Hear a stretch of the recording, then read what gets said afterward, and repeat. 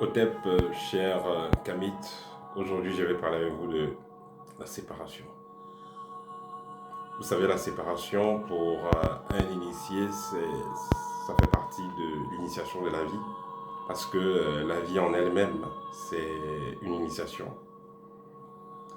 Vous avez les hauts et les bas, vous avez les différentes épreuves à traverser, plus ou moins difficiles, et toutes ces épreuves ont le but de vous permettre de passer à une étape nouvelle.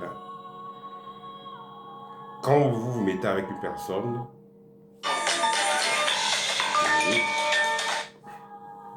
voilà, quand vous vous mettez avec une personne, c'est par affinité vibratoire, c'est par compatibilité vibratoire. Vous vous mettez avec une personne, autrement dit, vous mettez avec une personne parce que cette personne-là vibre avec votre intérieur, avec votre vibration intérieure. C'est-à-dire que cette personne-là vous correspond en quelque sorte. Je vais prendre le cas, quand vous aviez 22 ans, vous étiez à l'université, 22, 23 ans, vous aimiez une personne qui avait à peu près le même âge et vous souhaitiez que cette personne soit peut-être votre mari ou votre femme dans un avenir proche. Quand vous aurez maintenant 30 ans, vous allez revoir la même personne, vous n'aurez pas les mêmes désirs. Parce que vous avez changé au niveau vibratoire, vous êtes amélioré au niveau social, et ainsi de suite. Il arrive donc que, à un moment donné, vous n'ayez plus le même niveau vibratoire de la personne en face de vous, ou que la personne en face de vous n'ait plus le même niveau vibratoire que vous. Soit parce que vous êtes amélioré, la personne ne s'est pas améliorée, soit parce que la personne s'est améliorée et vous êtes resté à votre même niveau. Et si il arrive donc que vous n'ayez plus le même niveau vibratoire, il s'avère que une personne devient donc un frein pour l'autre. Vous êtes amélioré, votre partenaire ne s'est pas amélioré et votre partenaire refuse de s'améliorer. Alors votre partenaire devient un frein pour vous. Vous êtes obligé de passer à une autre vitesse. Et si vous ne comprenez pas cela, cela va perturber votre évolution et cela va commencer à être de plus en plus lourd, de plus en plus pénible. Vous allez commencer à avoir des événements assez de plus en plus douloureux jusqu'à ce que vous compreniez qu'il est temps de vous séparer. Comme on le dit souvent, on ne peut pas faire l'omelette sans casser les œufs, on ne peut pas atteindre la rose sans traverser les épines. Il faudrait que vous puissiez donc traverser cette douleur-là, accepter cette douleur de la séparation pour pouvoir passer à une nouvelle étape de votre vie. Certaines personnes donc parvenues à cet instant-là, à ce moment-là, vous avez votre partenaire qui ne veut plus de vous. Soit vous vous améliorez, soit vous acceptez donc cette séparation-là. Parce qu'en vous améliorant, vous allez rehausser votre valeur et votre partenaire pourra rester avec vous. Mais si vous ne vous améliorez pas, votre partenaire va partir. Mais il y a des cas où, même si vous êtes amélioré, le partenaire ne veut plus rester. Ça signifie donc que le partenaire est arrivé à un niveau où il ou elle doit passer à autre chose. Et vous devez l'accepter. Quand vous vous séparez avec une personne, souhaitez le bonheur de la personne. Il y a certaines personnes qui se séparent. Ah, tu n'auras plus jamais quelqu'un comme moi. Ah, tu vas souffrir toute ta vie et tout. Vous n'avez pas besoin de ça.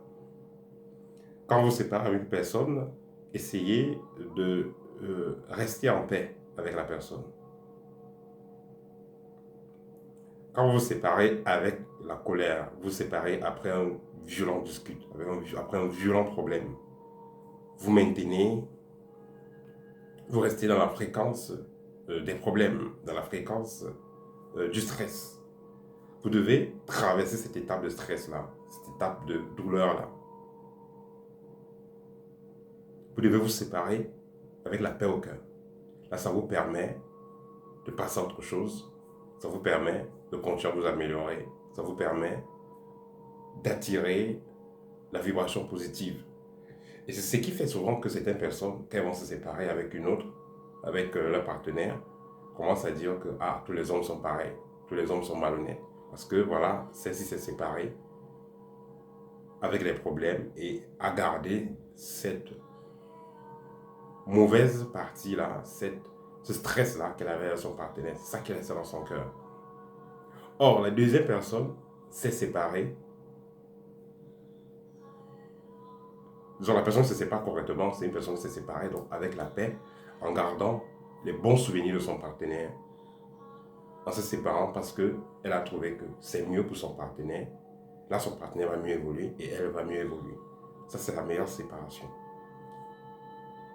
Parce que si vous séparez en vous focalisant sur le négatif, sur le mal que le partenaire vous a fait, alors vous allez naturellement attirer un partenaire qui va encore vous reproduire le même mal.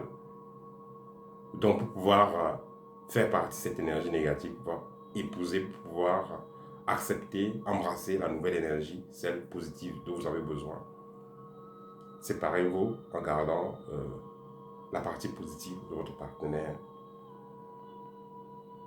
en étant focalisé donc sur le bonheur que vous recherchez. Et tout se passera bien. Parce que la pire des choses à faire, c'est vouloir passer par les envoûtements. Ou alors vouloir se suicider. Il y a des gens, quand il y a une séparation, le partenaire est parti, il peut faire se suicider. Il y a des gens, quand le partenaire est parti, ils préfèrent aller faire les envoûtements et autres. Et tout ça, non. L'envoûtement ne résout pas le problème. Vous allez faire l'envoûtement, déjà vous créez un mauvais karma. Vous violez les lois spirituelles, vous violez la conscience de celui que vous êtes en train d'envoûter. Pourquoi? Parce que votre partenaire est parti. Parce que votre partenaire n'est plus satisfait de ce que vous apportez. Parce que le partenaire a vu que vous n'êtes pas la personne qu'elle voulait. Parce que le partenaire a vu que voilà, vos chemins, vous avez des visions différentes. Il y a une raison pour que vous vous séparez, pour que le partenaire ne veut pas. Parce que le partenaire a voulu de vous à un moment donné.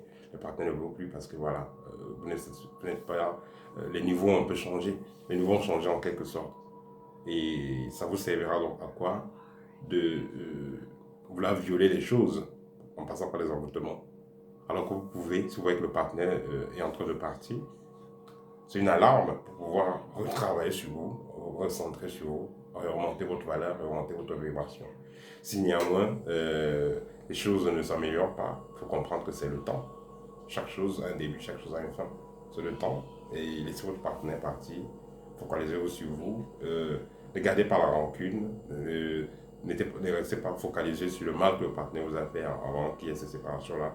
Pensez au bon moment. Pensez à la partie positive de cette relation. Remerciez l'univers de cette expérience magnifique que vous avez eue. Parce que dans tous les cas, vous avez eu des bons moments. Et acceptez ce qui viendra. Continuez à vous améliorer. Et c'est comme ça que voilà, l'âme sœur viendra. Parce que c'est un pose sur la question l'âme sœur. Comment rencontrer l'âme sœur? Est-ce qu'il y a un rituel pour faire venir l'âme sœur? Non. Le plus important, c'est travailler à devenir la meilleure version de vous. En étant la meilleure version de vous, vous allez donc rencontrer un partenaire qui est à votre même niveau. Je vais prendre le cas. Vous êtes une femme, vous n'avez même pas un permis de conduire. Vous n'avez jamais géré une entreprise. Vous n'avez même jamais travaillé. Vous êtes le seul atout que vous avez, vous êtes belle. Mais vous voulez un multimilliardaire qui va vous acheter une Ferrari, qui va vous offrir un hôtel, qui va vous donner la vie de rêve. Vous voulez nous apporter quoi? Donc, il est important donc, de travailler sur soi. Vous voulez le meilleur? Soyez la meilleure. Vous voulez la meilleure? Soyez la meilleure. C'est tout. Et ce que je vous dis toujours, en ce qui concerne l'initiation ne consiste pas à juste aller invoquer les ancêtres, aller marcher à poil en forêt. Non. Le but de l'initiation est de faire en sorte que l'initié, l'apprenant, l'étudiant, devienne la meilleure version de lui-même, en coiffant tous les domaines. C'est ça, réellement, l'initiation. Voilà, donc c'était tout pour aujourd'hui. Si vous avez besoin d'une consultation, vous avez besoin d'un service, vous avez besoin de suivre la formation à l'école, n'hésitez pas, contactez-moi et je serai très heureux d'échanger avec vous. Au thème, et à très bientôt.